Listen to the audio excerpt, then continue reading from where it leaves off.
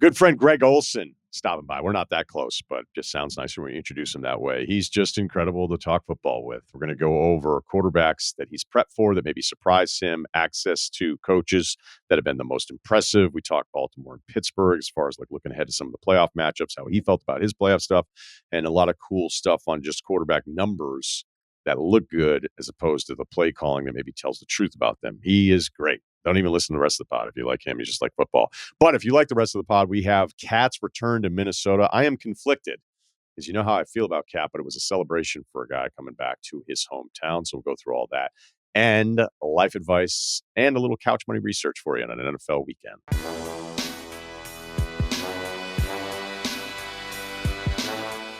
I want to start doing a few NBA things here, but the headliner is Cat's return to Minnesota. And you think about the audience and things they tell you about, like, hey, the audience is growing, so make sure you remind everybody. I don't know that I need to remind anybody that's listening to me talk about the NBA how I feel about Karl Anthony Towns. Like, he's an incredibly talented guy. We get the debate about best big man shooter of all time. I know Van Gundy was throwing it out last night. The trade made a ton of sense for the Knicks, considering they didn't have a center to start the season. They weren't going to re-sign Randall. And, it actually, I think, just kind of, if you have title aspirations, you almost have to figure out a way to have a 5-out option for you at center. And when they get Mitchell Robinson back, then they'll have a whole other slew of options. And so it made a ton of sense for them. But I also always felt like it made a ton of sense for Minnesota. So last night, the storyline is Cat's return to Minnesota, which they blew out, whether it was the coverage, the lead up, the pieces, how much they talked about it throughout the entire broadcast. And when you think about sports and the presentation of the games in any sport, like if you can find a storyline angle, it's usually a win. And they made sure they found that storyline. And look, it makes a lot of sense. We talk about the game last night, really impressive from what we saw from the Knicks. I think you could look at Minnesota almost 30 games into the season and argue they're probably one of the biggest disappointments in the league based on expectations. I don't know that this is really who they are. I don't think they're going to be a 500 basketball team, but they have their own issues. And it just blew up in the second quarter. Like, I lost track of keeping I was writing down the numbers of how big this run was. I was like, when's this run going to stop? It got to 37-8. I think that was the peak run that we saw from the Knicks after actually losing the first quarter. They had a lot of early Randall possessions for Minnesota, and I realized the overall numbers for Randall. Like, Randall will always be someone when he's on a basketball team, the numbers are going to look pretty good because he's, again, another talented guy. What I don't like when it's so Randall heavy, even though he was really productive in the first quarter, I think it kind of sets a bad tone for the rest of the game. Like, Anthony Edwards should be taking more shots in that game. Now, granted, it turned into a pretty ugly score early, so you probably weren't going to get enough minutes from him to get to the 20 shots. But Randall hitting shots and then feeling like the offense is him, and then he's bringing the ball up and everything else. You're like, okay, cool. It's going in here in the first quarter. But I think Timberwolves fans would agree that even with those numbers where he's getting 20 every single night, it can just kind of stop everything else that's happening around them. And, that's its own issue that needs to be figured out. I don't even know if it gets figured out. But again, we've talked about Randall, talented guy, put up the numbers, but he's not for everybody. So if we look at where the Knicks are defensively and offensively compared to where they were last year, I want to do the same thing with Minnesota. The Knicks have the number 2 offense in the NBA, right? So the Cat part of this offensively is a success. They were 7th last year in offense, so it wasn't like they were abysmal. Defensively, we know that it's been a decline, but it's really a decline in the rankings. They're 15th in the NBA in defense. They were 9th last year. But if you look at the overall points per 100 possessions, it's basically the same number, even if it doesn't feel like it on certain nights and maybe a little bit more earlier in the year. The biggest win for them is that their shooting is incredible. As a team last year, the Knicks actually didn't shoot it that well. This year, they're the second best shooting team in the league. And again, with the Cat option, it gets you back to that 5-out possibility that I think you need in the playoffs, especially to open up things for Brunson. Bridges was terrific last night. Bridges is another example where there'd be a player who I think we all would agree is pretty good. They go through this stretch, and then you think, like, is this guy not good anymore? And I just, I don't think Larry Markkinen is no longer good, even though it hasn't been nearly the same season as it was last year. Bridges, to start, you're like, oh, so he's just not going to be good anymore. Granted, limited opportunities as opposed to being the number 1 option for such a long time in his brief Nets tenure. But, like, you get the point. Like, if I've seen multiple years of a guy being pretty good, especially if he's not even 30 yet, I have a hard time being convinced that the bad version in a shorter sample is the guy that now he becomes. And back to the 5-out thing, like watching Milwaukee the other night in the Cup final against OKC, even though I think we'd all agree that Brook Lopez is limited at this age, the fact that they have him as a 5-out center that opens up things for Giannis. Like, I love Jared Allen. You couldn't have Jared Allen on the Milwaukee Bucks in place of Brook Lopez. I mean, I guess you could, but it would change dramatically your spacing because Lopez at least makes you guard him, and he's going to set up so far away from the basket. So it opens things up for Giannis. It opens things up for Dame. So even with the Mitchell Robinson Cat combination, we could see, I don't know that we'd ever see like a closing group with Mitchell Robinson because Tibbs was so in favor of the Cat trade based on reports. Cat at 4, Mitchell at 5. Yeah, certain matchups, I think you have to have it based on the opponent. But as long as you have this 5-out center that stretches the floor, and you're not going to find one that's going to stretch the floor from an efficiency standpoint the way Cat is, it's a trade that makes a ton of sense, even if you don't like Cat's contract that kicks in $220 million due the next 4 years, which is another reason why Minnesota moved off of him, or some of the things I've talked about in the past with Cat, where he's just not my favorite guy, even though the numbers tell you he's terrific. But last night was like a massive celebration of his tenure in Minnesota. And I think this could be one of those examples where if you're somebody like me who hasn't loved the entire Cat experience, it could be that I don't get it, right? This is not the same thing, but like when Kobe went crazy in his last game at Staples, and then I think he even had like a few people on TV being like, yeah, he took a million shots. Like, and I know some of you expect me to be that guy. Not after that game. That was a Kobe celebration. That was for Lakers fans. That was for them to, nobody wants to hear about efficiency on that night. Jesus, like let the Lakers fan base celebrate this all-time icon. All right. Now, look, Cat is not Kobe. I don't even think he's KG.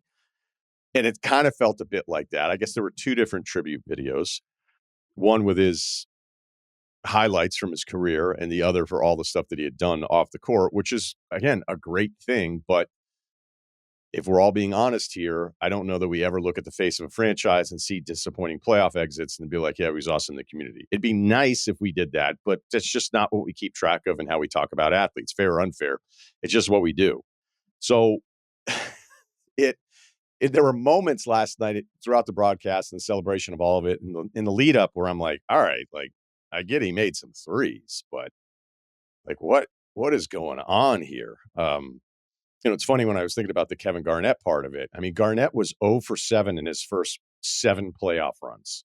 He lost in the first round 7 straight times and then got to one Western Conference final. And it was funny, too, because like if we were doing podcasts back then and there were more of the debate shows that we have today, and look, it was even happening back then in sort of the NBA community of conversation of like, is this KG guy a winner? And it just seems unfathomable to ever question whether or not KG was wired to be a winner. And again, those Minnesota teams weren't very good, but the one Western Conference Finals appearance. I'm not trying to compare the resumes here with Cat because he has the 3 first-round exits, then the Western Conference Finals appearance last year. So, if I really wanted to pretend that they were similar, I guess I could force that on you. But I'm not going to because I just don't think they're the same guy. But what could be lost in this, at least from a national perspective, a distance perspective, is that Minnesota fans love this dude. They do. And it was pretty clear last night. And I don't know if it's something that's a little different than KG, where the Kevin Love thing ended abruptly, which was probably more in Minnesota than it was Kevin Love. The Jimmy Butler thing didn't even last long enough for, I think, anyone to even compare the two. He was there for 69 games, and then he MF'd the entire roster and was out of there. There was also the Wiggins element, where I remember talking about the draft and going, what you hope to do with these top picks is have a 1-2 punch to build your organization around, like a Wiggins and like a Cat. And it was pretty clear early on. It's like, it looks like you hit on both these dudes, but there just seems to be something that's kind of missing from both of them. So as I sit here last night, like wondering, and look, Cat went off 30 and 20, and he didn't get off to a hot start. Like he wasn't super, I wouldn't say super engaged early, but he took his time. He hits the trail 3. It wasn't like he came out being like, I'm just going to put up a million shots. It looked like Rando was looking for revenge more than Cat was last night. And then Cat puts up this awesome stat line like he continues to do all season long. So I'll admit, like I'll have moments where I go, could I be totally wrong about this? Could I be too hard on Cat? Could I not get it? Could I Um, could I be wrong about all these thoughts that I've had about Karl Anthony Towns? And it's not about talent. It's not about making threes. It's just kind of how you're wired. Like to compare KG and Cat and the wiring, like good luck with that exercise, because I don't think you're going to come to the conclusion you want to if you want to tie these all together. But I guess the thing I would close with is that when a team like Minnesota, who just made the Western Conference Finals, who has this young group, right, who has a front office that I think is terrific, when they trade this player that I have doubts about, that's kind of all I need to confirm that I think that I'm right. Now, maybe they made a mistake. Maybe I just don't get it with Cat, even though I've talked about the balance that he brings to you offensively and the talent and how he spreads you out and all that kind of stuff. Like he's not the number one in New York, so it shouldn't really matter. And there's enough talent around him that he doesn't have to be the number one, that he doesn't have to carry the burden that he had to carry before Anthony Edwards showed up in Minnesota. But at least I think for a night, it wasn't about the turnovers and the dumb fouls and the drives. You're like, well, what were you thinking on that one? It was about a fan base that hasn't had a ton of success, that has had guys show up and not get it done. And even without the playoff success, it was celebrating somebody that was the face of their franchise and somebody they clearly like and appreciate more than I'll ever understand.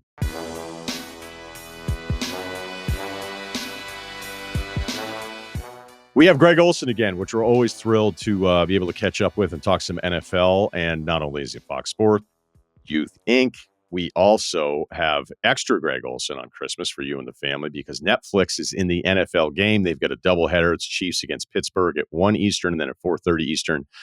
Greg will be on the call of the Ravens going up against the Houston Texans. Good to catch up with you, man. How are you? Man, it's always good to be on. It's good to see you.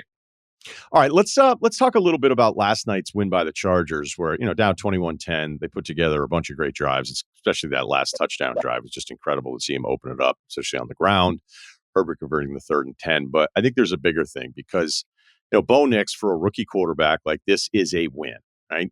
And I don't know that it means the quarterback question is now solved in Denver for the next decade, but I was thinking about quarterbacks in comparison to the NBA players. And there are NBA players that get 20 plus points a night. And because their stats are good, they'll be argued that they're good players. And I'll wonder, okay, is that really who they are, or they just have better opportunity?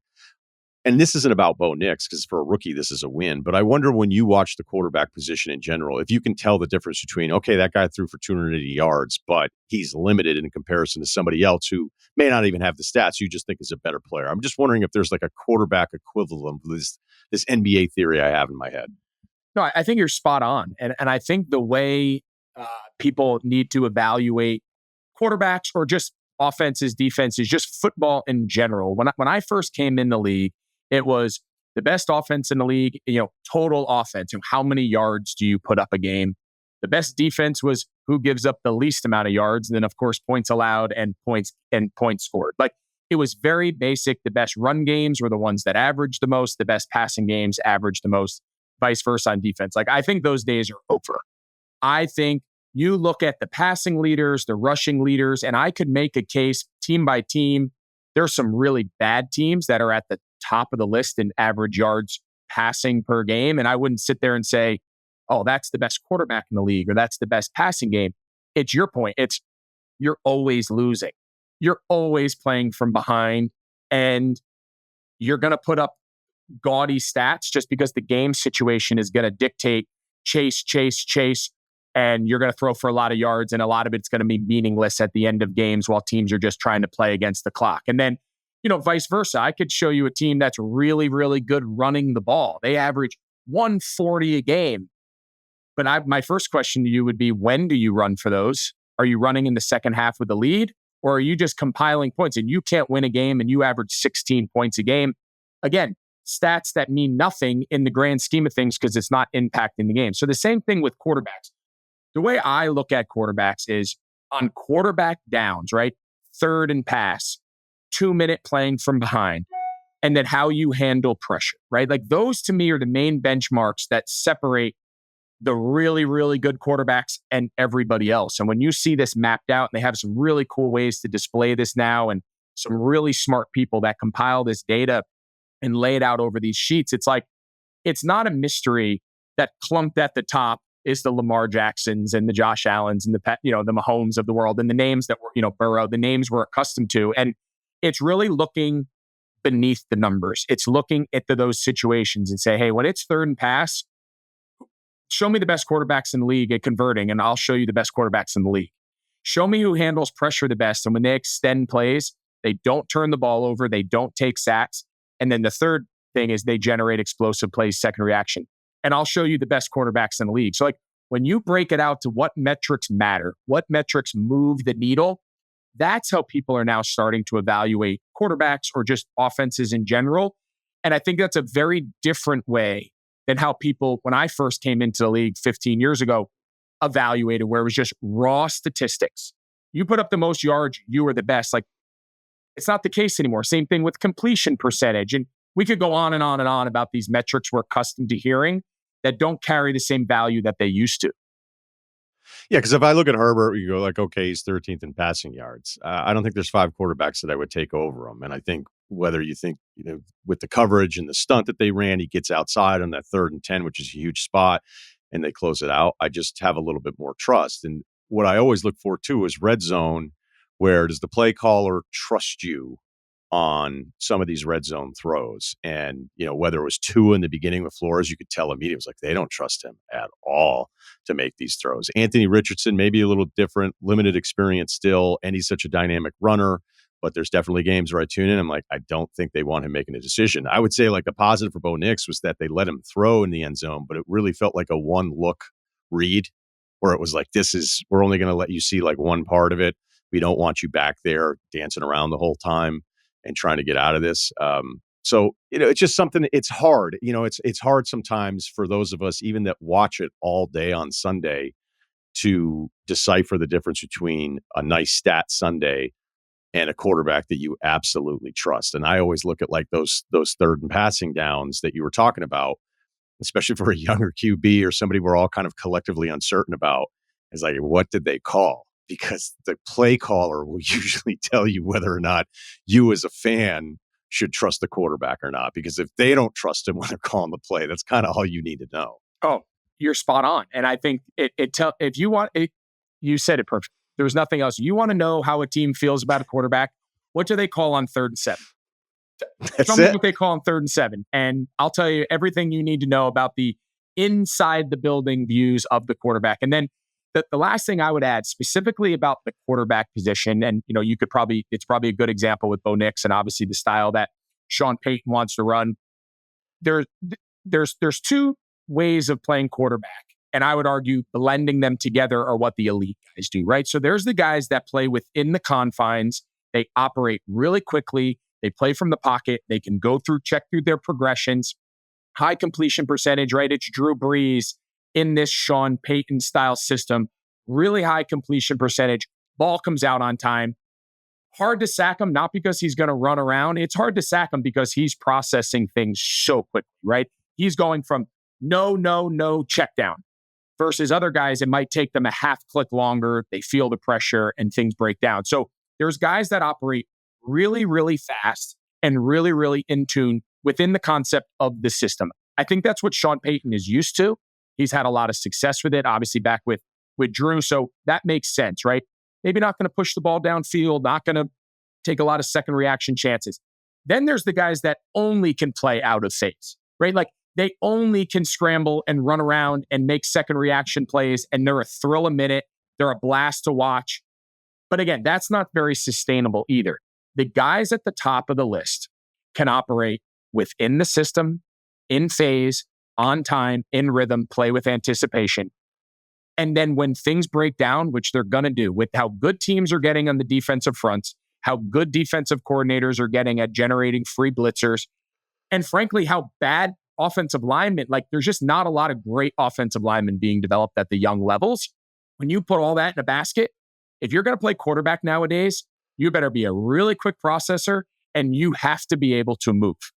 I'm not saying you have to be Lamar Jackson, but if you're just going to stand on one spot and say, okay, offensive line, protect me, you better be in 1st and 10, 2nd and 2, 3rd and 2 for the entire game. Because the second you get to 3rd and 7, God forbid if you have to play from behind and it turns into a drop back game, you better have the best offensive line in football because you're going to have to move. You're going to have to buy time. And that's the magic of Mahomes and Allen and Lamar and the guys that we're used to. So play within, play only without. Those two guys are going to have they'll have success here and there. It's going to be hard to operate on the extremes.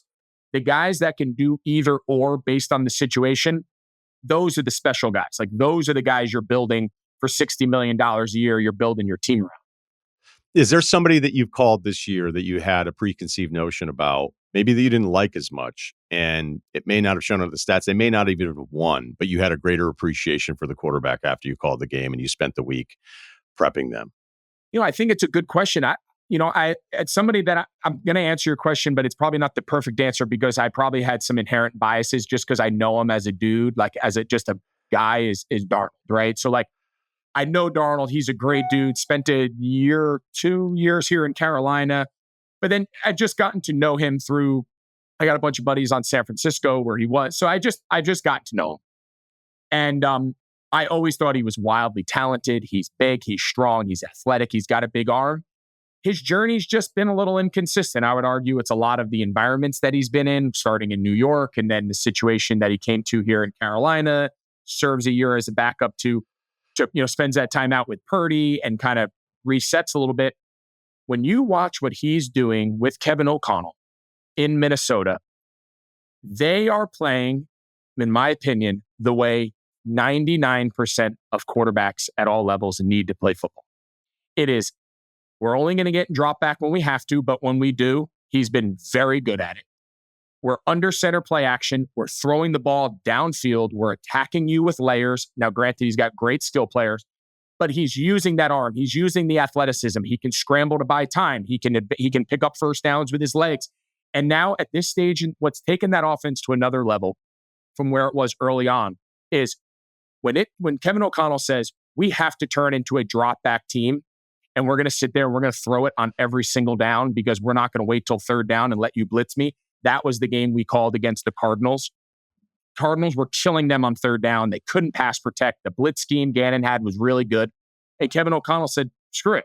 I'm not going to wait till third down. I'm going to treat every single down as third down, and I'm going to pass against your base coverages. And Sam Darnold was incredible. Then last week we had him again against against Atlanta. He threw for 5 touchdowns. He was incredible. He throws the ball downfield. It's under center play action on early downs. And now he's at the point with the trust of him and O'Connell where when it is third down pass and it is play from behind pass and it is a drop back style game, O'Connell has all the trust in the world to let him go out and rip it. And they have brought out the very best in Darnold. And, obviously it didn't work out in the other places, but the Darnold we're seeing right now is a flat out dude. I'm glad you brought up that game because Penix is going to be the starter in Atlanta. Do you think that's the resource put into the draft pick or more about where Cousins is at now? I think they had no intentions in a million years of ever playing Penix this year. I don't think it was part of the plan. I think when they signed Kirk to that contract in free agency before the draft, Kirk Cousins was going to be their quarterback for the next, call it 2 years. And he was going to be our bridge. We felt that we were a quarterback away from having a really competitive roster, which I don't think they were necessarily far off. I think the defense has been good at times, been very good. Has kind of bounced back and forth in that middle range, but they've been more than competent. Offensive skill is very good, and the offensive line has played well beyond expectations and has done a nice job in the pass pro. I think it's a combination of Kirk. His mobility, he was never a great athlete, but he was a good, big, strong guy under center. Play action, was the best play action quarterback in the league, playing in that Kevin O'Connell system last year, the last couple of years, and was excellent. And I think what we've seen is he's a little limited now with his mobility. He's playing more in that pistol stand in the middle of the stand in the middle, which puts a ton of pressure on a quarterback. And he's just not seeing it. He's throwing a lot of picks. He's throwing in the tight coverage. He's getting good protection, but the ball's coming out too early. He's not letting things develop. And I just think it got to the point where Raheem said, we don't want to waste this season. We went from having a 2-game lead in the division to now trailing Tampa.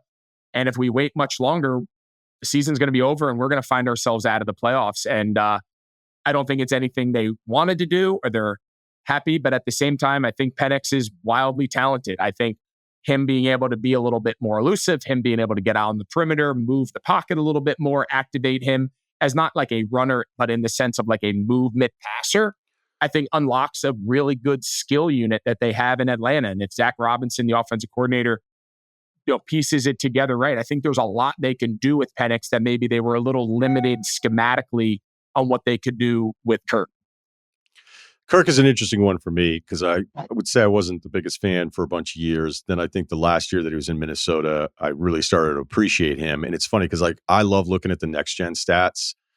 And what I realized with all the different quarterback ones, like Darnold's a perfect example. If you look at it, intended air yards, where Anthony Richardson is like off the charts compared to everybody else because he's just chucking these rifles behind center. Darnold for the other quarterbacks is basically it's Richardson and a couple guys haven't played enough, and then it's Darnold. And what it's always funny, whether it's the aggressiveness number or some of that intended air yard stuff or throw to the sticks, like if I don't like a QB, I'll find a stat there that'll back up me not liking him. And then I'll think to the quarterbacks that we all agree on like being terrific. And I'll be like, this quarterback who I love is worse statistically in this category than the guy that I'm trying to build an argument against. Like, if you look at the least aggressive quarterbacks in the NFL, it's Mahomes and it's Lamar. And it was Mahomes last year, too, an aggressiveness based on 1 yard of separation or less. And usually I think the quarterback, you have to find, like, I'm sure you played with guys, you probably came back to the huddle and be like, you've got to give me a chance at a ball. Like, it looks like I'm covered, but let me try to make a play and win a 50-50 ball. And for the guys that I don't like that don't do it enough, I'll point to that. And yet probably 2 of the 3 best in the league have figured out how to dominate without having to be super aggressive. I don't know if it's an aberration, but for Mahomes, it's kind of a continuation of what we saw last year. Yeah, and I think that's what's so fun about, you started off the conversation talking about like, how we evaluate through the world of metrics and statistics and analytics has really, really changed. But at the same time, there's so much information out there, and there's so many ways to evaluate guys that you can make an argument that Patrick Mahomes is not the best quarterback. And you can make an argument that he's the best quarterback of all time. You just got to pick which page of the report you want to refer to. But to your point, then it doesn't always hold up for someone else, and you get into like circular logic. The reality is every single quarterback is operating in a very unique situation. The personnel around them, their play caller. We haven't even talked about how all of this affects the defense. Like the defense's impact on an offense, I don't think gets enough conversation. For example, you tell me we're really struggling running the ball, right? Our run game's not really good, or on defense, we can't stop the run. If my defense can't stop the run, my first thought is you got to play better offense. Don't let the team run the ball at you. If you're a team built to stop the run, you better have an unbelievable offense. Because if you have an average offense and I don't need to chase you because you're only scoring 20 a game, I can run the ball for 4 quarters against you. You're Dallas, right? You're Dallas of the last couple of years. You score 30 a game. I don't need to play run defense. Last year, they go up to Buffalo in bad weather and their offense struggles. They have some turnovers and they don't score 30. And all of a sudden, Buffalo runs for 200 plus yards and people go, oh my God, Dallas has a huge issue on their hands. They can't stop the run. And I said, well, it only matters if the offense doesn't score 30. If Dak and that offense, who's the best offense in the league at the time, if they score 30, you can't run the ball for 220 against me. You just don't have enough snaps. It doesn't matter, right? So like I'm defending the pass. So the complementary style. So right, you bring up Lamar and it's like, does Lamar, now he's having the best season that he's had, throwing the ball downfield. He's not been the most accurate downfield passer in his career this year, by far his best season. But when you look at what they do really well on offense, you don't have to be elite in every single thing because you're elite in explosive plays generated. He's got some good run after catch guys. Obviously, the run game, we could go on and on and on about what a threat that is. It's such a unique component to their offense. But when you look at Lamar, like attacking coverages, his development as a passer, everything in Baltimore has blossomed because of the development of as a passer of Lamar Jackson. The run game is better because there's more depth to the defense. The run game is better because it's always been good. Now they have Derrick Henry Monken, who runs a little bit more of like a traditional style passing game to complement compared to Greg Roman. And Lamar's just a better passer. He's not just a novelty who's going to run around and then every once in a while throw it. Like every guy is operating in such a unique situation. How good's my defense? How many points am I trying to score? Do I need to score 30 and I need to be reckless with the ball because if I score 20, I'm going to lose? Or is my defense pretty solid? But like everybody is dealing with these different situations and then they formulate a game plan and their personnel and they say, okay, this is in our best interest to win this game. And then we repackage it all up again the next week. So like, I know it's a long answer, but individual metrics don't tell the whole story without taking into context the environment in which the player is operating in. Okay, I have a couple other matchup things that I think would build off of that, but I want to get this in because I just know with the production meetings, the years of just watching it and then being at ESPN when I was doing College Game Day, like sometimes TV would be nice enough to let us tag along with some of that stuff, which Fowler and those guys never had to do that. And every now and then they would let us, and it was just incredible access, right? Like there's got to be trust there too. I think when you're with Fox long enough, there's like, look, I'm not going to burn you on the broadcast, but let us in. Like, let us in. And look, every organization is going to be different with how much they want to tell you. Who has impressed you? Maybe you don't have to pick just one, but with that kind of access leading up to game planning, vision for the week, and it may not even show it in the score, but which organization kind of stands out to you throughout your prep, in your production access, where you're like, man, these guys have it figured out?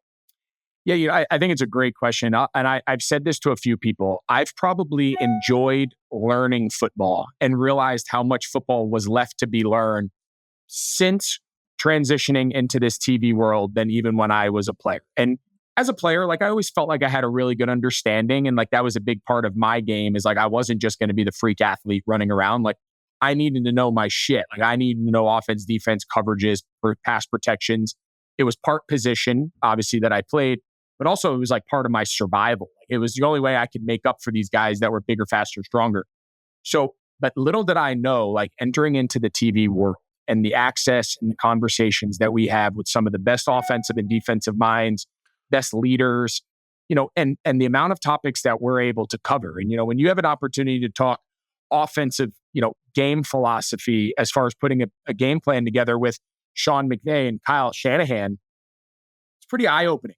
When they say something that's like universal, it's not necessarily just about this week's game, but it's that's something I have like a little like banked document where I write like big high level things. Like one day, if I'm ever a coach, this, like whether it's making a game plan or how they see their run actions complementing their play action game and what formation stress certain defenses and like just the way their brains formulate plays and have the opportunity where once you earn that trust, you can ask them honest questions and you'll get honest answers. I mean, you have Kyle Shanahan literally telling us, hey, no, this is how we see it. The way they set their fronts, we want to attack. And like, you sit there and you're like, I've never heard anyone present it that way. That's super interesting. And then the part I've probably enjoyed the most is the defensive side, right? So you get Brian Flores. We've had now a bunch with Minnesota and he runs a very unique style of defense where you don't really see a lot of it, right? You see a lot of the Vic Fangio where it's not a lot of blitz. It's a lot of high shells, play everything top down. And we're going to let the front, whether it's 4 or 5 guys, our front's going to dominate the game, right? You see that now with Philadelphia. And that's kind of been Fangio's deal everywhere he's been. But then you got a guy like Flores where he wants to attack. He wants to blitz. He wants to stand 6 or 7 guys up on the line of scrimmage and then run back to cover 2 and only blitz 4. And then sometimes it looks like he's blitzing 9. And to be able to ask him, like, talk me through formulating the plan. How does it tie together on first and second down? What does it stress in the run game? What runs do you not see? What runs do you see? Asking them how all these layers tie in their thought process to then saying, okay, this is our best chance of having success this weekend. Let's lay out the plan and go do it. Like, I just find that all fascinating, right? So, and then you tie it together with like a Dan Campbell, who I know comes under some heat, but like to have the opportunity to talk through Dan Campbell where everyone's acting like he's just making shit up and that he's just like by the seat of his pants, just saying, screw it, I'm going to play. It is so far from the truth. Everything he does is so thoughtful, is so thought out, is so it's all predetermined. And to watch him stick to his guns, no matter good, bad, or in between, I would argue mostly good. I mean, look at the success. Like, but to hear his thought process of like how he weighs these situations. And I'll ask some of these guys, I'll be like, all right, think back to the end of that game with whoever. This is what would you have done? And they'll tell you, say, hey, here's my approach. We're down 3. We don't want to kick a field goal, make it 6, lead the clock. We're going to go for it on 4th down. I feel better. But whatever the situation is, like, it's awesome. Like, what a unique insight into the brains of some of the smartest football people in the world. And as a guy who just loves football and wants to learn and wants to implement some of this shit with my middle school team to a watered down version, like, I love it. Like, what an opportunity to learn the game. And I always think like the best people steal the best ideas. That's just the world. And I am the first to admit a lot of things that I've come to learn, I've learned from other people. I'm so glad you said that about Flores, because, you know, the few guys that I'm friends with that play defense in the league, like, you just be on a text thread and you might just get like a Flores wow text, because like those guys are going, wow, you know, he's asking these guys to do a lot of stuff. But damn, like, this is fun. All right, 2 more things before we finish up here. So if you think back to your Super Bowl run with Carolina and prepping, because I'm thinking of this and it'll relate to the final question that I have as I try to sift through like how I feel about matchups, because I don't want to just go when it comes to the playoffs like this team's better than that team, because we know that there are certain matchups that benefit or, you know, or put another team at a disadvantage. And maybe I'm thinking about Baltimore and Pittsburgh here, so that might be the lead. Did you know you beat Seattle, right? You blew out Arizona in the NFC Championship game, and granted, Carson just had, you know, a bad day. Did you feel like differently going into that? Like, was there a matchup, and maybe even throw Denver in the Super Bowl matchup in here, where the week leading up, you're going, okay, we're going to eat. Like, this is perfect for us. You know, it's kind of funny. You know, the year that we had, you know, it was Christmas Day and we hadn't lost. We're 14-0. We hadn't lost yet. We're celebrating Christmas undefeated in the NFL. It's not unheard of, but it's virtually unheard of. And we end up losing week 15, like the weekend after Christmas. We go down to Atlanta, who we had just beat 30-something to nothing. I think it was Dan Quinn's. It might have been either his first or second year since he took over the Atlanta job. I want to say it was his first year in 15. And we beat their doors off at home, 30-point blowout, non-competitive. 2 weeks later, we go back down to Atlanta and we're like, we're going to be 15-0 with Tampa coming to our place to go undefeated. Like, how crazy is this? Like, not 2 crazy hard games. Atlanta beats us. We kind of have a reset. We come back at home. We win. So we're 15-1 and we get the bye. And I'll never forget it.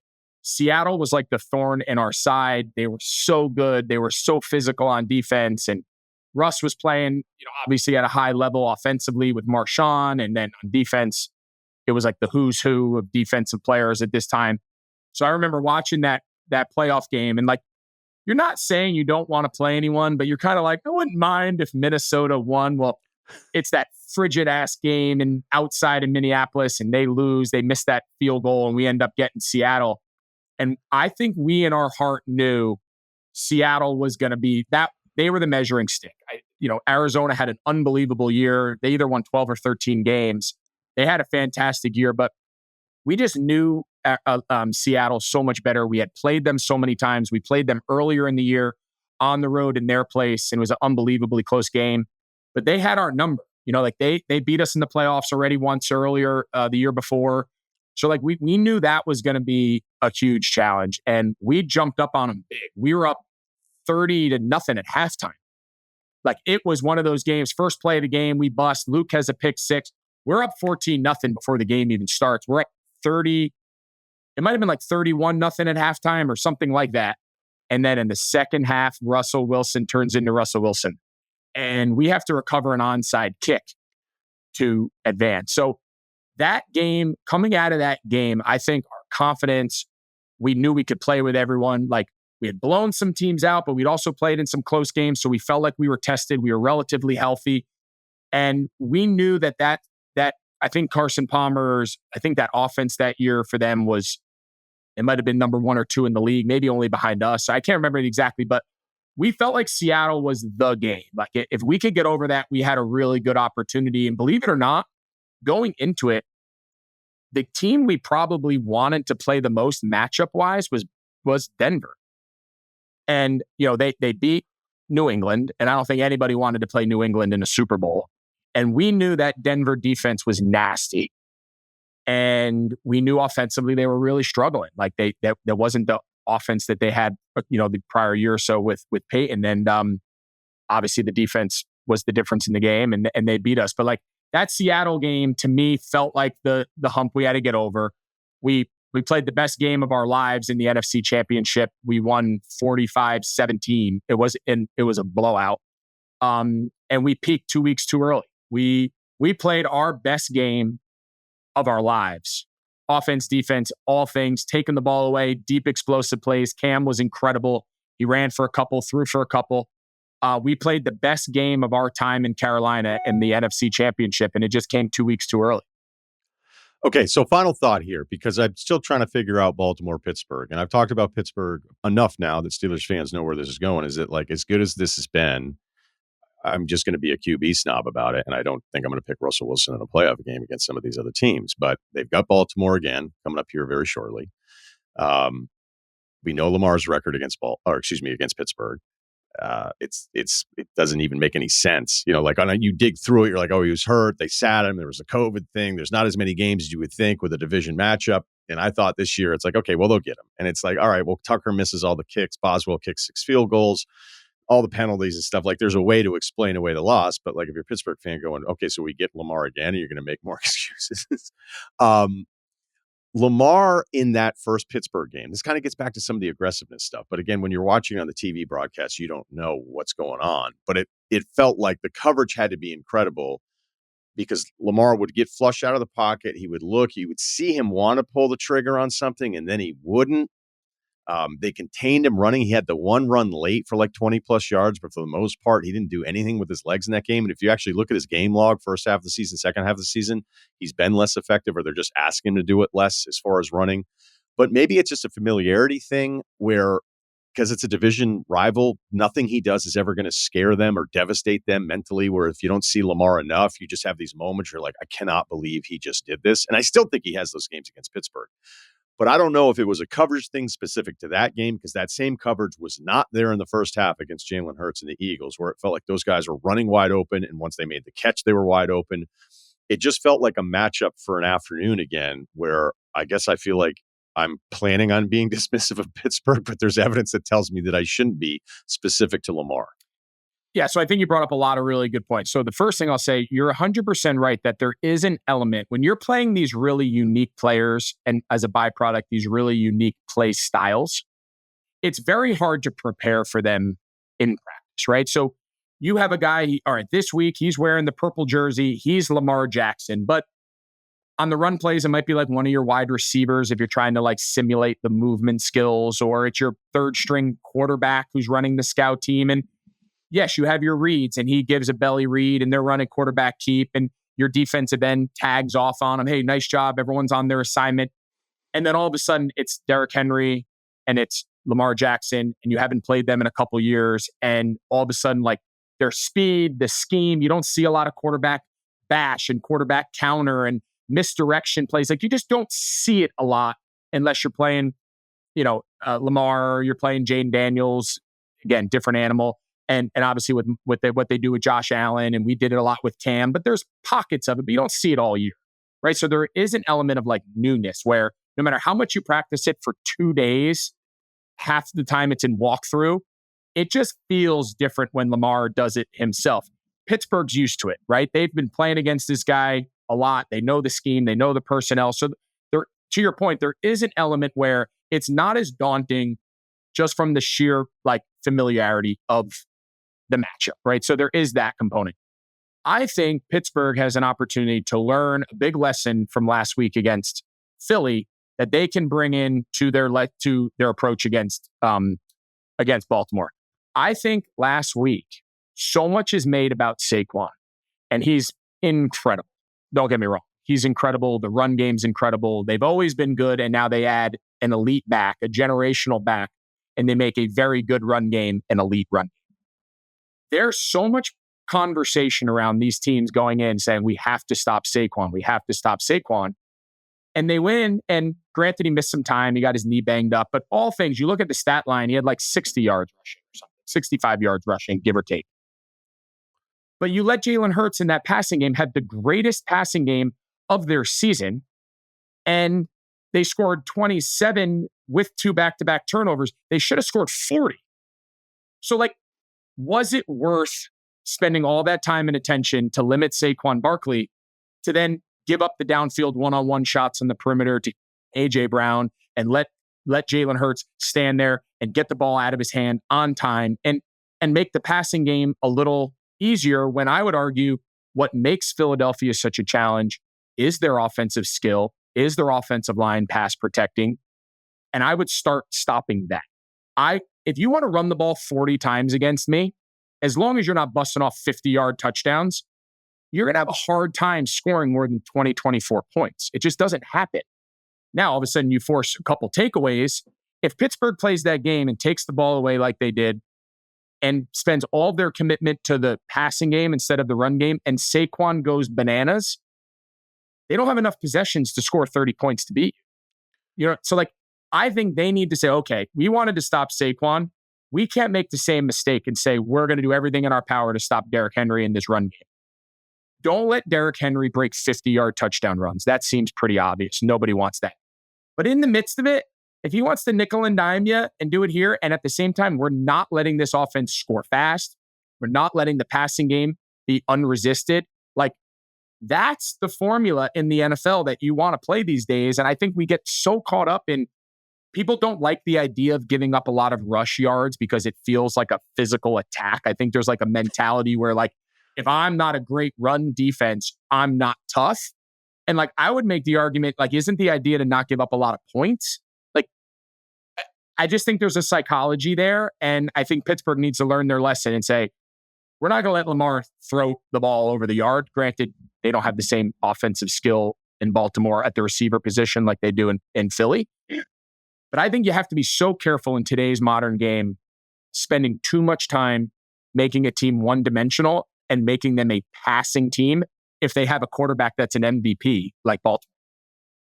It's a great answer, though, because it's the familiarity of Baltimore going, this is what we know we need to do, and hopefully it works out. Where I felt like in that Philadelphia game, they were like, we don't care if you guys are going to run open. And you're like, you don't care if A.J. Brown and Devontae Smith are going to run open? Crazy. That second half drive by Philadelphia, though, that was like an all-time football moment, just taking out the entire toolbox on them. Greg, thanks so much, man. You're always a blast to have on. Obviously, open invitation anytime. And an invitation to you as well to check out Greg and Netflix presenting the NFL on Christmas Day. Again, doubleheader. We've got Chiefs, Steelers, 1 Eastern, and then Greg will be on the call of Baltimore against Houston at 4:30 Eastern. And to make sure, and I'll give you the plug here too, to remind everybody the awesome stuff you're doing with Youth Inc. And just the whole business plan. I mean, do whatever you want here, because I just want to make sure you get your value out of your time here as well. Awesome. Well, appreciate it. I mean, yeah, so the Youth Inc. thing is obviously a kind of a passion project of mine for the last couple of years.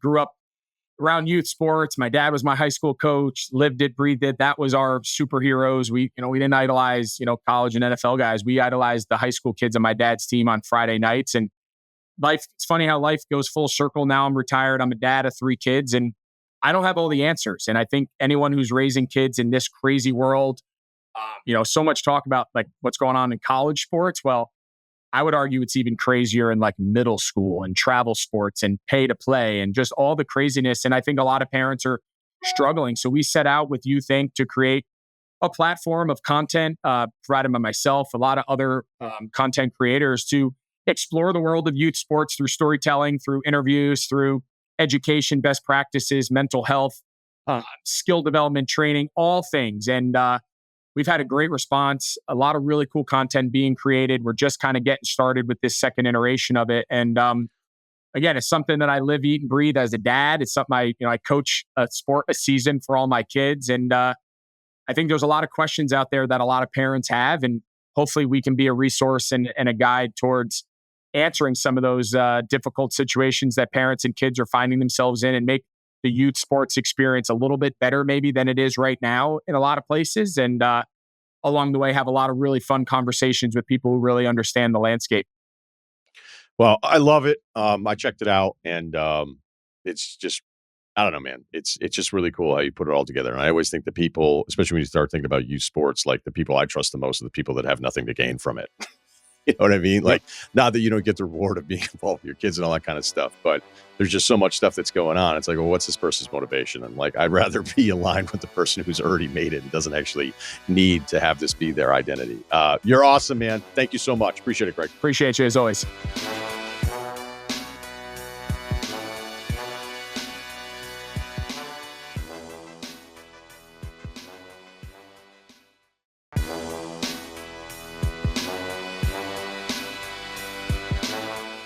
Before we get to Couch Money Research with our NFL picks, I want to remind you we have a little look at a Saturday college football playoff money line parlay.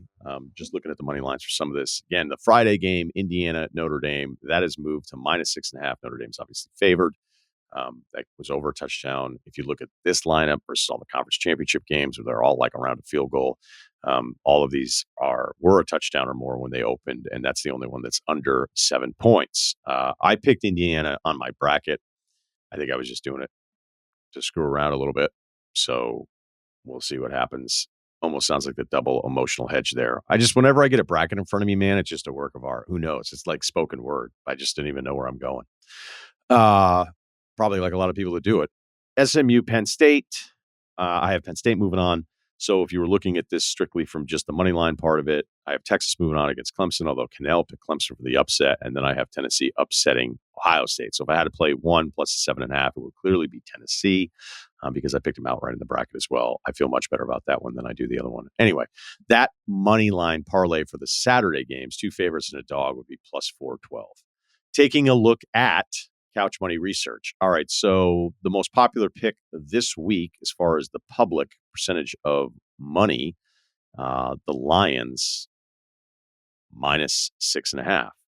I was actually going to give out the Bears, but we'll let the Fade the Public pick be the Bears plus 6.5 at home. We're also going to give out the Pats plus 14.5. That's my couch pick at Buffalo. So plus 14.5 at Buffalo. And then the research pick here is Dallas plus 4 at home against Tampa Bay. Once again, check out sportsbook.fanduel.com.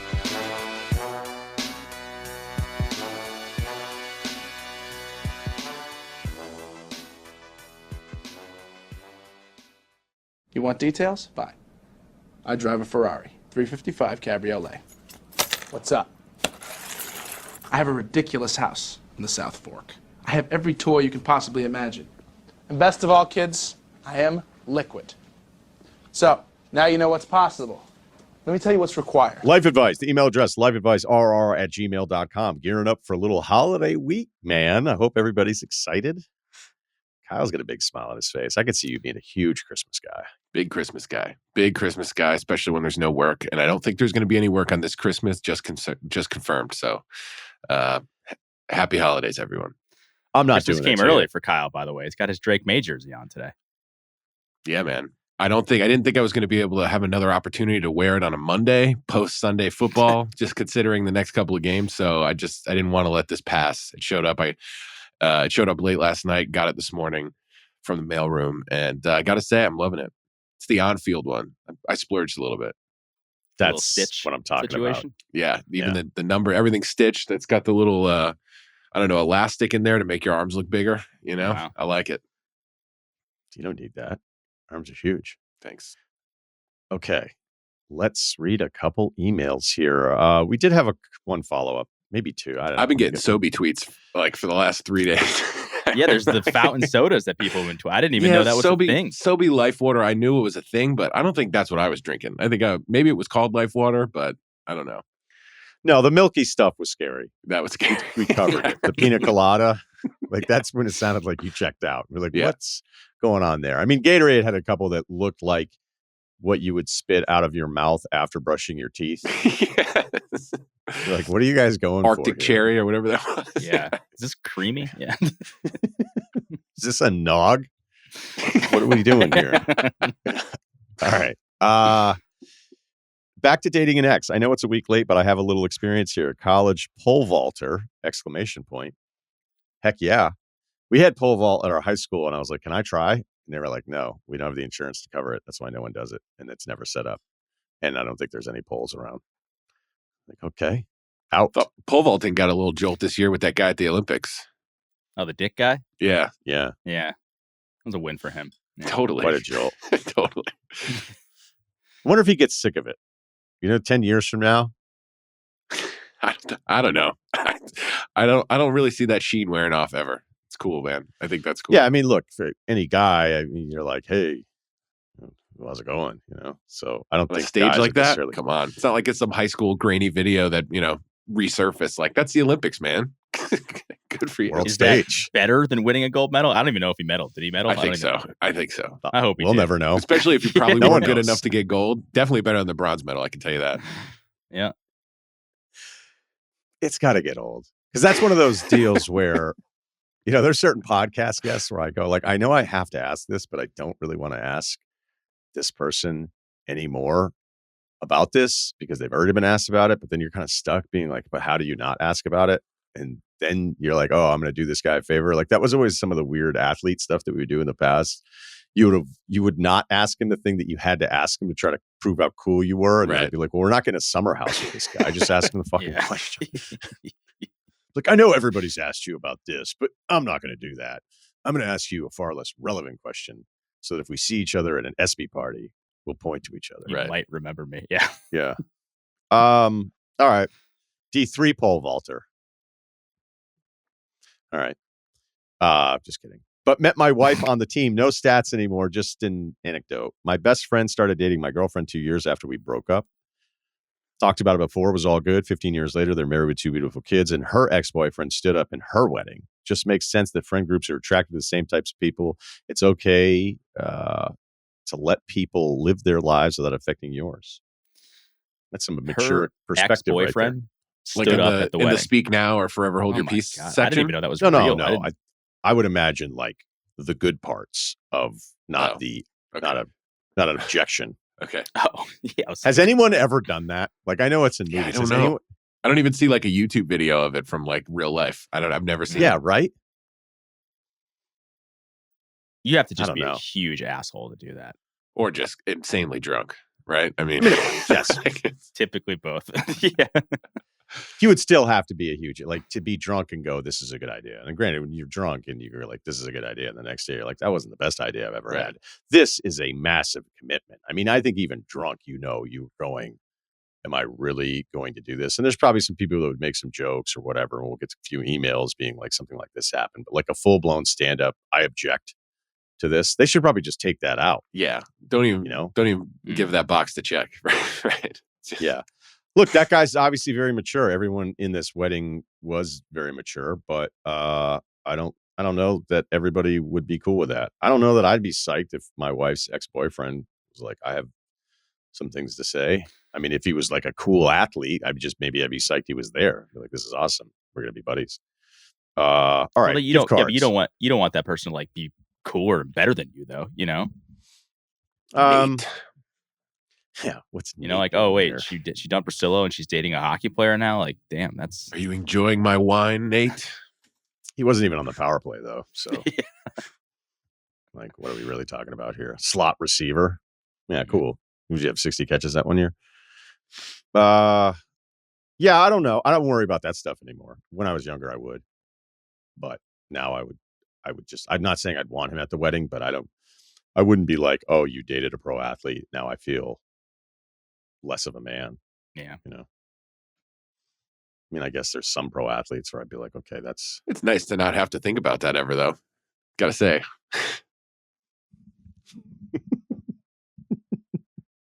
That's actually maybe you go that route. All right. Gift cards. 'Tis the season. 30-second question. No stats necessary. What do you guys think when you receive a gift card, Visa, Amazon, whatever, that has no value when you attempt to redeem it? Do you let it lie or contact the gift giver? Seems kind of awkward to me to ask the giver about a $25 gift card that will not process. Thanks. Look, off the top, I get where you're coming from. It could be seen as, oh, this guy cared about the $25. I think if anything, you're letting the person know that bought it for you. Yeah, I hope you that it didn't buy a go 4-pack through. and distribute these. Yeah. Yeah. So I think I wouldn't look at this as a selfish motivation or something that you could be criticized for being cheap on, because I totally understand what you're saying. But if anything, you might be doing that guy a solid, whoever gave you the gift, and be like, hey, just so you know, and you present it that way. And by the way, if they're the ones that then like talk shit about you behind your backs about That's being crazy. cheap about $25, that's their fault. So I would not have any hesitation whatsoever, especially if it's like a good relationship and it's a normal person. And if they bought you a gift, it probably is a pretty good relationship. A guy buying another guy a $25 gift card, although maybe it wasn't a guy. Anyway, the point is that I would alert them for what Kyle just said. What if they're all faulty? And what if there's like 7 relatives going, this cheap motherfucker just grabbed him and then didn't put anything on it? Although that would be an amazing out for a Christmas, but you probably have to leave. Just walk out of CVS with two of those things off the rack and just be like, I don't know, man, some sort of weird mix up. Like, I got to check my extra care. But I don't know that you could stay. You couldn't stay. Like if you were staying with people for Christmas, that would have to be a drive-by gifting where it's like, oh, we're going to see each other on Christmas Eve or whatever. And then you're just out of the mix. Like I don't think you could be at the house on Friday. And then like your nephew's going, dude, I try to order socks and whatever. It didn't go through. Anything else? No, that's a totally fine question to ask. Yeah. And because he's thinking about it enough, he's going to ask it in a nice way. We can already tell. Unless it's like your buddy who you know is like maybe struggling or broke. Like don't maybe. But again, great. Yes. No, you know what I mean? Seriously, Ceruti, I didn't think there was anything left. That's a great point to add. If the guy's just destitute, let him think he gave you $25. Right. If the fact that you got the gift was a surprise to begin with, just... The best is if somebody gives you a gift card and they tell you the totals. It starts with, I think it's. Oh, yeah. There's change on there. Yeah. It's like it's $13.74 on there, I think. Yeah. Is this a gift card or did you return a drill?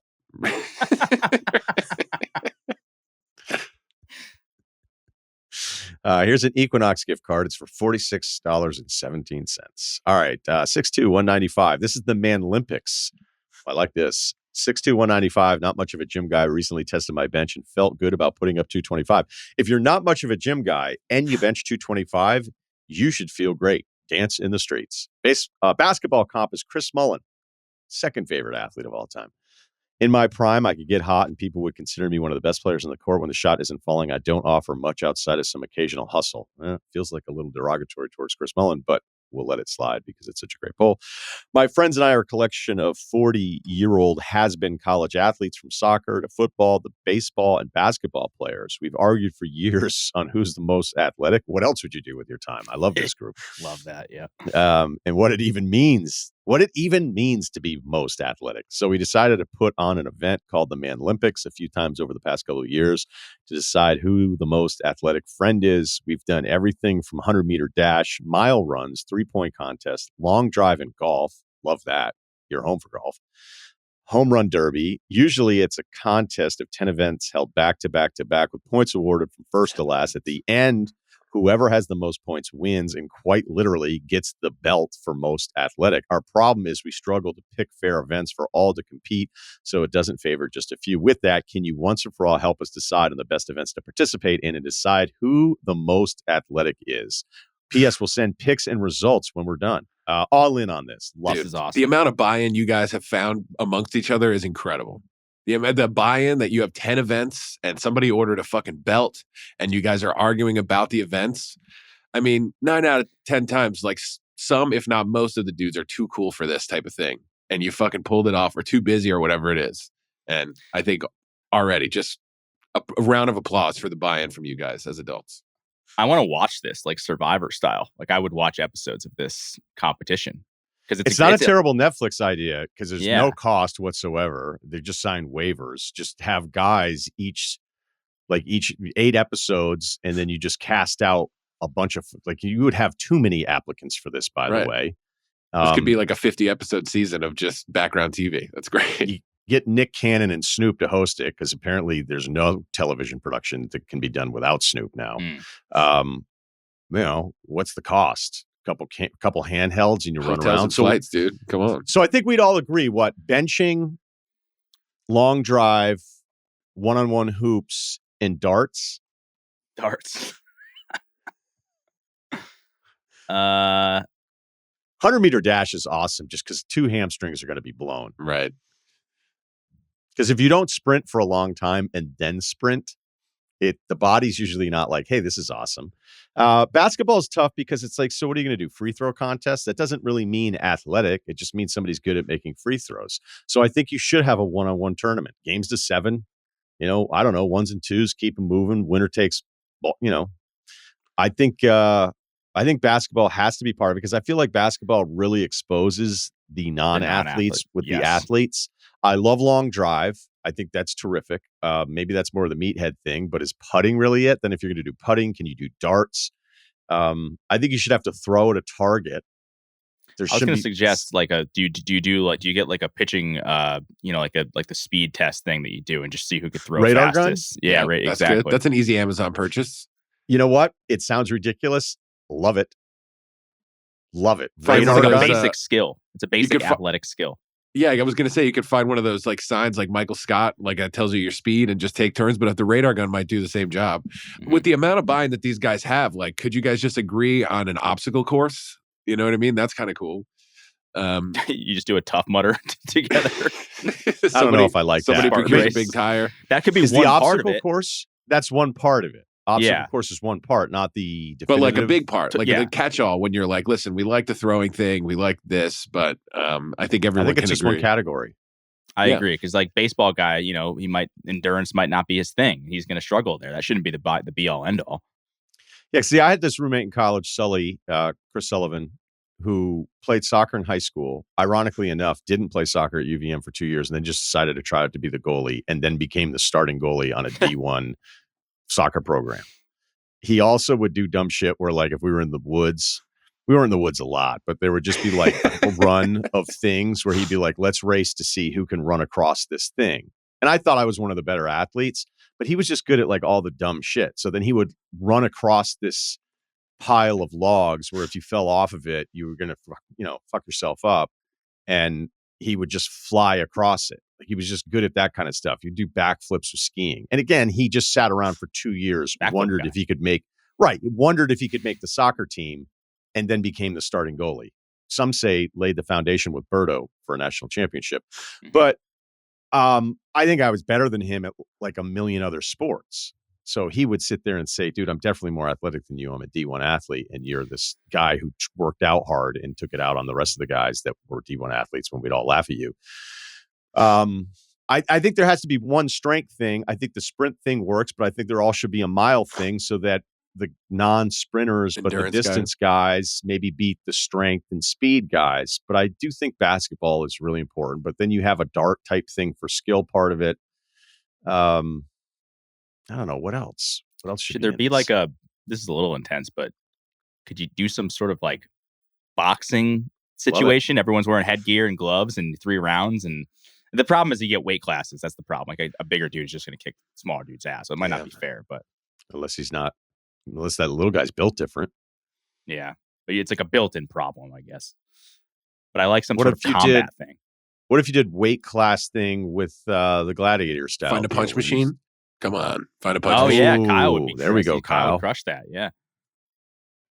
With a cigarette in his mouth. It'd be awesome. Stupid video. Because we had a friend who also was like, I'm the most athletic out of our group. And we were like, you're definitely not. You're definitely not. If you're saying it, you're not the most athletic guy. Yeah. So then he was like, okay, what are you better? And I was like, I'm better at you than everything except for skiing because I don't ski. And he was like, you're not better than me in basketball. And I was like, I am. And then I reminded him of that for an entire year whenever we played. Took it way too seriously. He also said he was the strongest. I think he said he was like the second strongest. And then 4 guys proceeded to kick his ass in arm wrestling. And then like the 5th guy was just like. I just feel like too many strong guys think they're the best athlete. And it's just not true. Like in my friend group, we got a guy, he's strong, he's big, he lifts, and that's great. I wouldn't say he's the best athlete. The best athlete in my friend group would not tell you he's the best athlete. We got a guy who is the best at basketball, but he's probably not the best athlete. Like it's actually, I'm probably the best at like backyard sports because I'm like kind of twitchy and can move around. Then we got another buddy who just kind of always gets hurt. So we have like a good smorgasbord of guys who just are good at different things. But yeah, like tallying it up is just, it's hard. It's hard because everyone has their own thing. Like I would get crushed in a lifting competition, obviously. No, there only should be, I think what you have to do is you have to figure out something that every skill set and body type would excel in, right? So you can't have more than one strength thing. You can't have more than one speed thing. But you need to have all of these different things.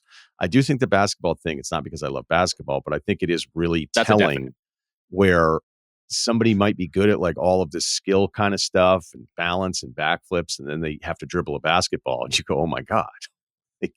But again, if you didn't grow up, like you can't learn how to dribble a basketball in your 20s. No, basketball is that sport where like you could look like a baby giraffe. Like you could look so out of place, you know? Right. And it's like, whoa, this guy, that tells you everything you need to know. What about ice skating? More Do you get skill, bonus points? I feel like. Yeah, but so are darts. I don't think we put darts in. I think we put the pitching machine thing in.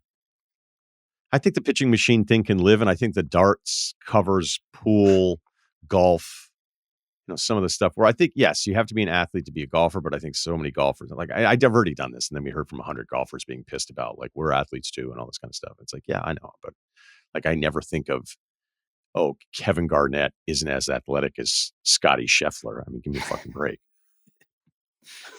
Yeah. We used to do these with. Go ahead, and I'll finish with the Canal. No, I was saying my buddies and I used to do a version of this, but a much more nerdy version. We used to call it Ultimate Tournament, and we would just pick our like whatever video. Every guy would get a video game that they would pick, and we would just play it, and then we would tally up what order you finished in. So it'd be like Mario Party, Mario Kart was in there, Madden, and we would just do, and even board games like we'd play like Monopoly and Risk, and every single person would get like ranked 1 through whatever, and then we would tally up on this big board. And then the loser, whoever came in last, we would like make it. This is when we were in high school. We were losers, but not that big of losers. Yeah, I was gonna say. Sounds like the loser was the winner, dude. I would do it this week. This sounds incredible. No, how long did Risk take, by the way? Monopoly, dude. Come Risk on. is the best, dude. I fucking love Risk. Settlers of Catan. Yeah. If Age of Empires didn't take forever, that would also probably be in there. But they have a new speed mode now. The last person, whoever came in last, like we would just take a bunch of shit in the fridge, put it in a cup, and you have to drink it. Oof. And tough times, but it was fun. Dudes love drinking stuff when they're younger. Yeah, they're like Worcestershire sauce. Be like, I got it. Molasses. Jug. Yep. We did this with Cannell a few times, and he was really fun to do this with because when I would beat him, then he would tell me why I didn't beat him. Remember, we did the marshmallow challenge. Mm-hmm. On the golf club thing. Cannell's not the best loser. I mean, if we're being honest, he's surprised he wasn't a better quarterback because he hates losing to me and stuff. We did a throwing competition that I won, and he was like, "You didn't." He's like, "It was best 2 out of 3," and I was like, "It wasn't." Didn't say that. Nope. And then I won the best 2 out of 3, and then he was like, "Yeah, but the first one didn't count, so we tied." And I was like, "All right, no problem." And then we did the home run derby at Florida State where they threw us BP and neither of us got it out of the park, but I hit the center field wall on one bounce and he hit the right field like pole on the fly. And he's like, I won. And I was like, it's like 50 feet further where I hit the ball. And he was like, no, it isn't. It wasn't on the fly. And I just went, okay. I was so mad that I couldn't get one out. I just couldn't get everything locked in. Yeah.